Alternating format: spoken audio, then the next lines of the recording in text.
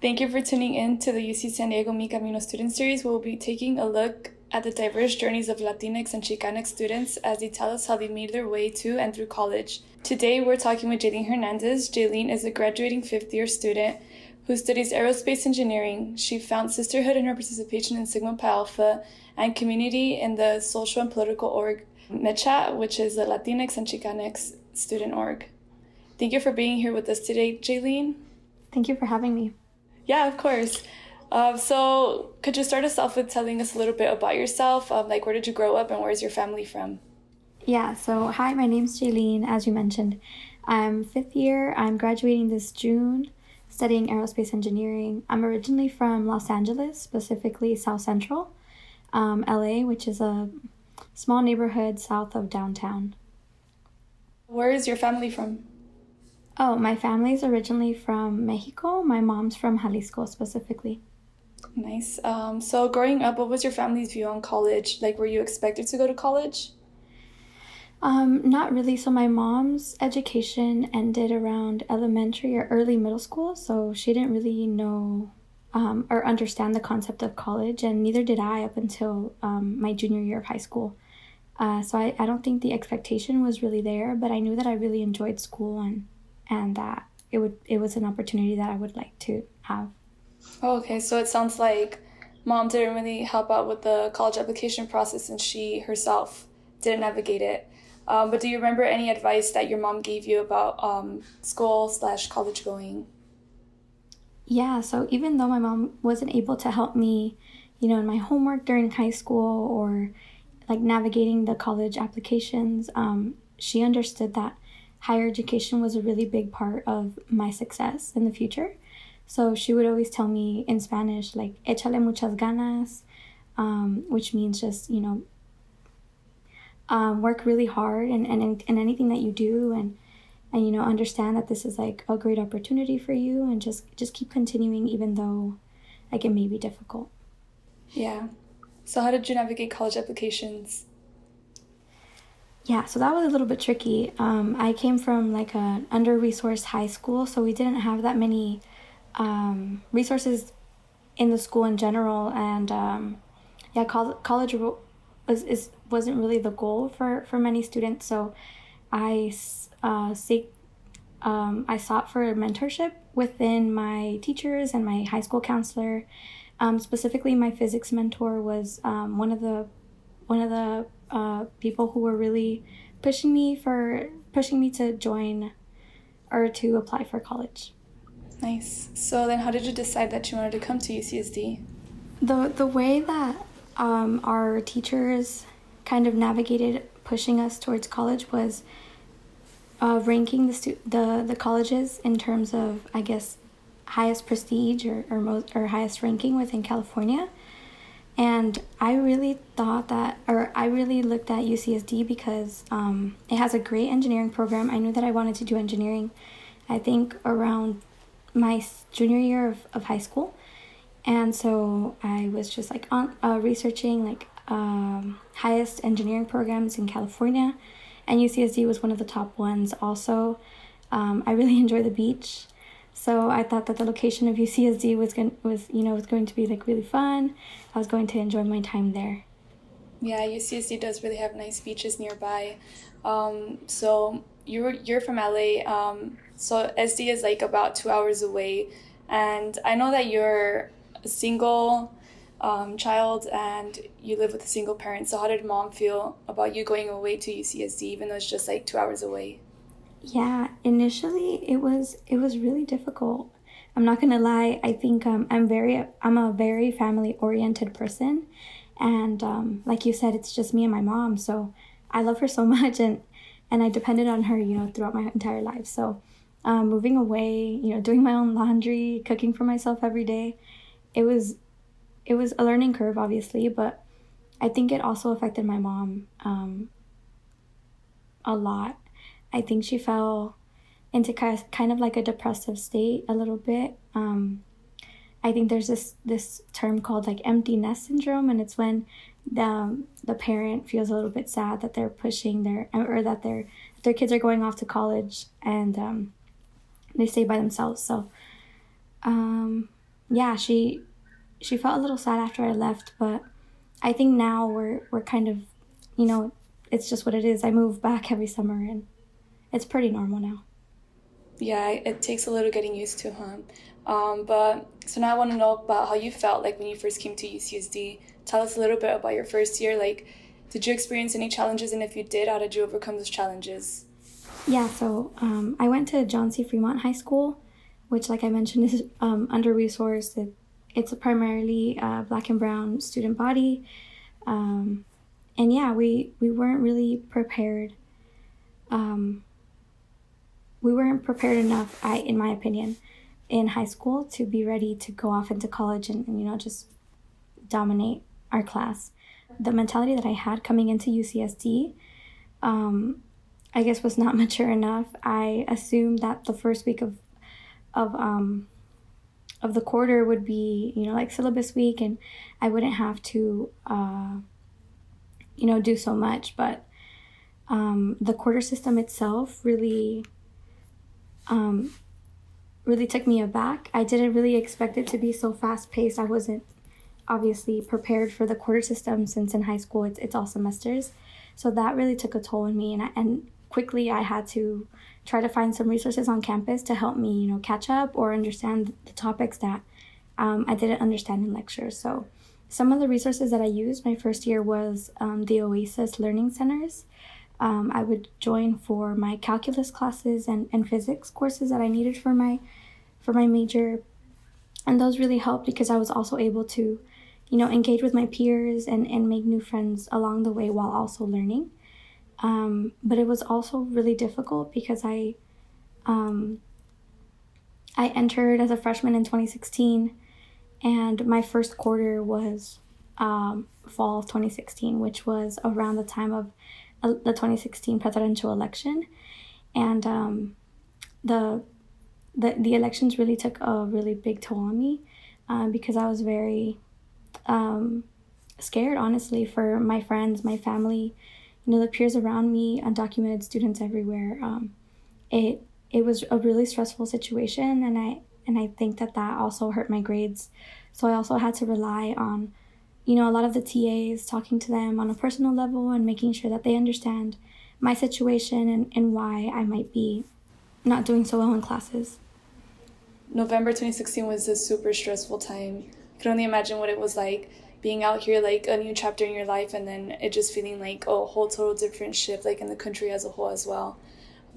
Did you start any research projects during UCSD? Or I guess involved in any programs that were related to your major? Mm-hmm.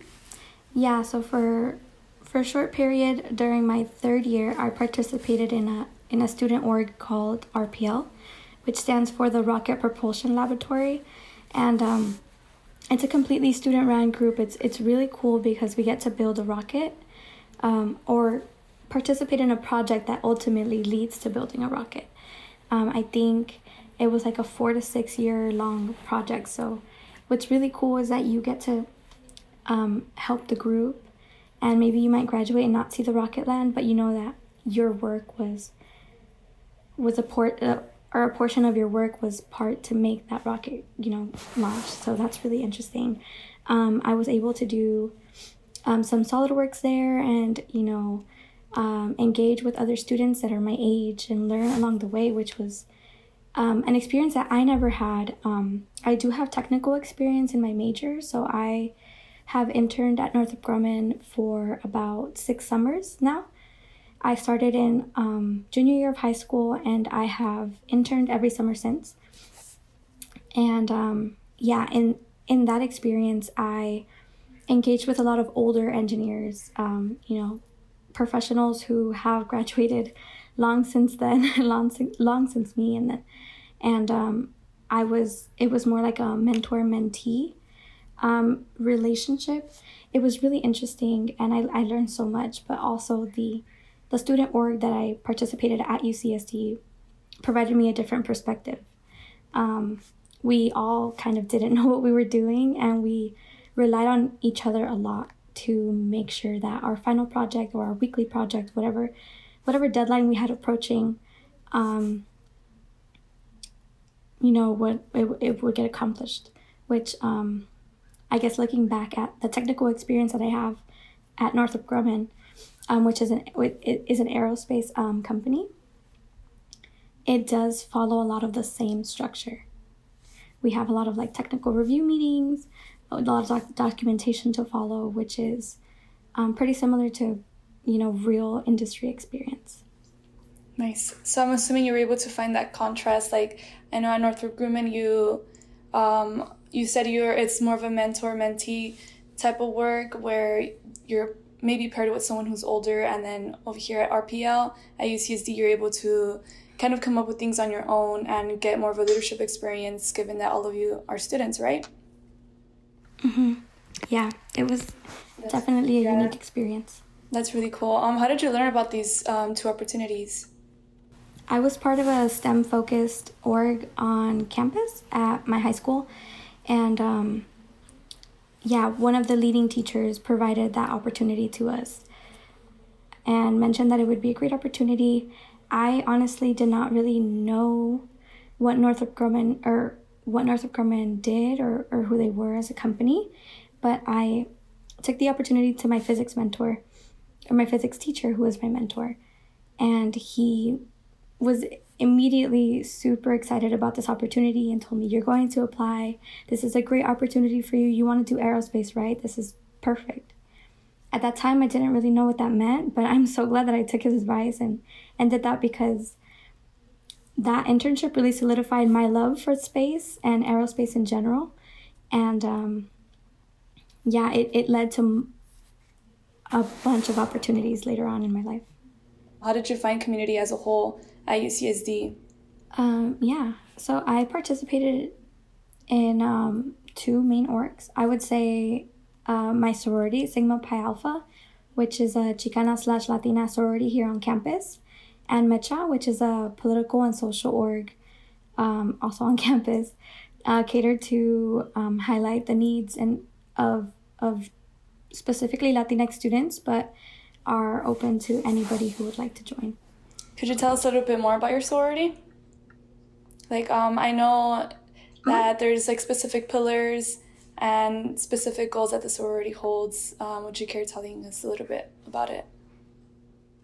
Yeah, so in our sorority, Sigma Pi Alpha, we have pillars.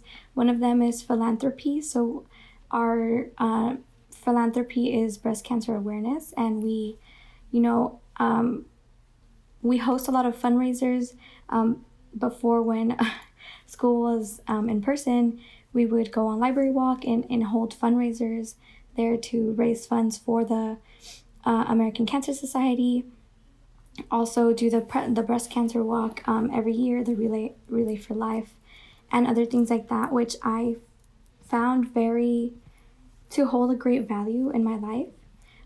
Philanthropy is something that I'm very passionate about, just helping others and making sure that I feel useful as a human and able to, help others. So that was a really great part of my experience at UCSD. And since I don't have any siblings, I thought what better way to gain a sister than to join a sorority.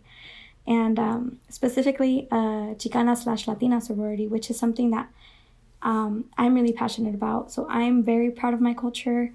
I'm very proud of being Latina. My mom's Mexican, and I just love it. I speak Spanish all the time. I listen to Spanish music like banda and corridos and everything. So I wanted to join a community that would understand me at a deeper level other than just being a student at UCSD. And luckily I was able to find a lot of sisters that, share a lot of the same interests as me, are in neighboring cities like Natalie, and it's just been a great experience. I feel the same way. I'm also part of Sigma Pi Alpha, and I feel like I found so much community there. Just how Jalene said, like, sisterhood I feel like it is another level deeper than just friendship, because I feel like I can count on my sisters for anything, and maybe I can have like bigger with Jalene a little bit, but I know like 5 minutes later, like, she'll be there for me to help me with whatever I need. So it is truly like a sister thing, arguing with your sibling or something. But yeah, thank you for sharing. And yeah, the sorority, just having other strong, independent Latina women at a big university like UCSD with you just makes a really big difference and really makes you feel like you belong. So thank you for sharing. And I also wanted you to talk a little bit more about Mecha. I know you're super invested in social work, and Mecha is one of the ways that you project that interest. I have been involved in that one, specifically joining a couple leadership positions, such as being like academic chair during my third year, and then being social chair, which is, I think to me, is the best of both worlds. I was able to, engage students, finding scholarship opportunities for them, making sure that I hosted a community space on campus that we were all able to study in. I would host events at the Raza Resource Center on campus, and buy conchas and pan dulce and coffee, and give some supplies, some blue books, which are the books that we use to write our essays in for midterms, and just have a space where we can call our own and make ourselves feel comfortable, engage in a little bit of talk, but also be scholars.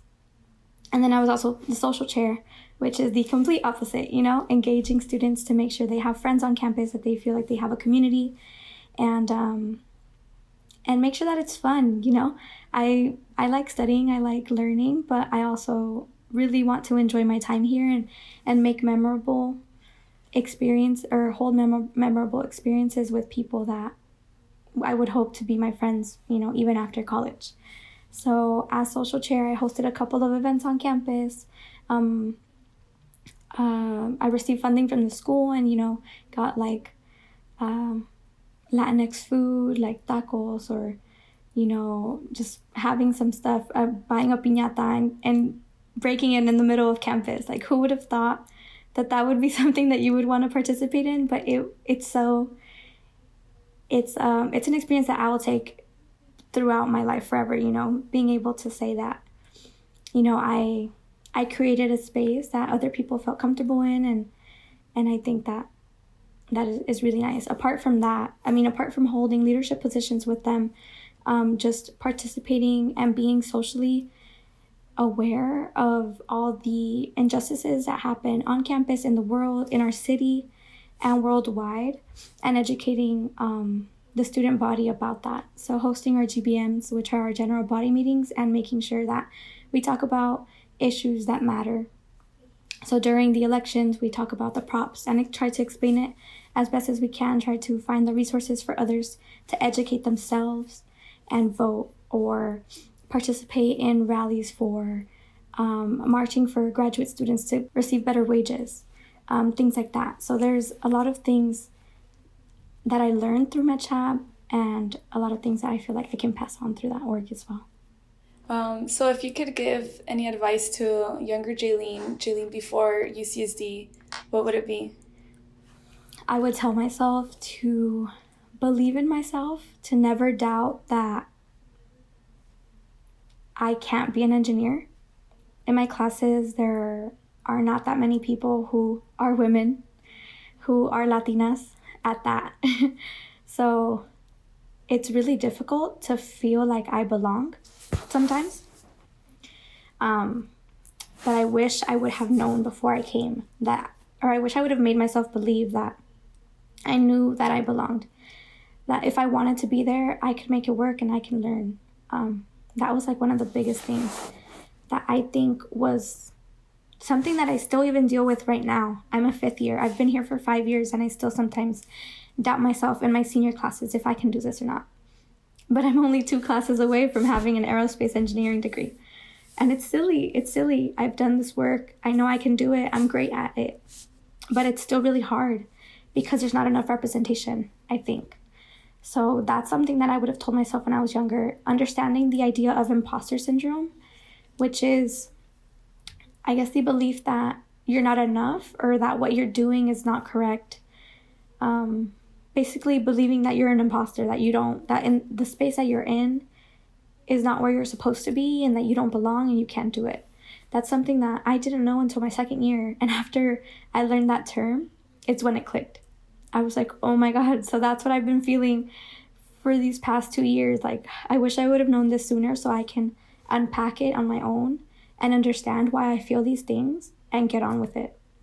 Yeah, I think that's really good advice for first-gen Latinx students to hear. I just hope that everyone realizes that we belong, even though there isn't much representation. We will be that representation in the future for the future generations to come. And yeah, I'm really proud of all the work that you've been doing and that all the Latinx, Chicanx students have been doing in higher education. So is there any advice that you would want to give to parents about how they should handle their relationship with their children as they're navigating higher education? I think if I'm speaking like from my own experience, like my mom wasn't really she didn't really know about the college system or anything. So I feel like it was a little difficult for my part to be able, 17-year-old trying to navigate FAFSA and making sure that I input everything accurately because I have no idea what this is. It's really difficult, and at times I was a little frustrated because I knew that there were people whose parents would do everything for them because they had experience with higher education. So it's a little bit frustrating, but I think my mom always provided me with unconditional emotional support, and I knew that was the most she can give me, and it was unconditional, and that was enough for me. So I would say for parents, if you feel like you're not helping enough, just provide what you can, and just always motivate your child to pursue anything that they want. If they want to join, if they want to come to UCSD, push them and encourage them. If they want to join higher education or and anything, just providing that unconditional support, because as a first gen student, sometimes we think, are we reaching too high? Is this too much? But just providing that support or receiving that support from your parents is sometimes all we need, to take a shot. Thank you for sharing that. So I'm going to start wrapping this up. I just want to know, what are your plans for the future? What is Jalene going to do after graduation? So I received a full-time offer from Northrop Grumman to work as an engineer after college. So after graduation, I will take a little vacation and then join in the fall as a full-time engineer, which is super cool. I never thought that the time would come, but I'm really excited. I'm really excited too. But yeah, thank you so much, Jalene, for giving us your time. It was very inspiring hearing your story, and I wish you the best, and congrats on graduating. Thank you so much, Natalie.